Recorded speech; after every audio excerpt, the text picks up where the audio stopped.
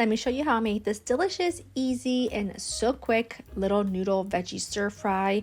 I am adding some protein. I'm adding some sliced pork to this, but you can do this with chicken. You can do it with shrimp. You can do it with no meat at all and just use a bunch of vegetables or even tofu. It's so delicious. I had a couple of center cut pork chops and I sliced them really nice and thin and added a little bit of soy sauce, a little black pepper, give it a mix and set those aside for just a few minutes while you get everything else prepped. For the veggies, this is a great time to clean out your fridge. I had some little carrot chips, so they're called sliced carrots. I had some broccoli florets, some snow peas, and some bell pepper that I just sliced up, and these are perfect. This is what I have on hand, but like I said, feel free to use anything that you have. And to make the sauce, you need some beef stock, a little hoisin sauce, some soy sauce, brown sugar, a little bit of cornstarch, and I like to add just like a little kiss of sriracha for heat because I love a little bit of spice. Give it a stir and set it aside. Now I already have some rice noodles cooking in some boiling water at this point, so those are just sitting aside.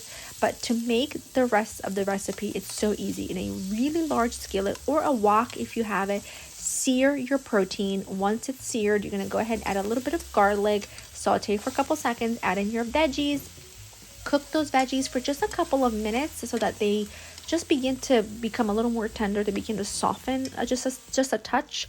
Then come in here with your sauce, which I actually just missed that clip, but I just added the sauce in.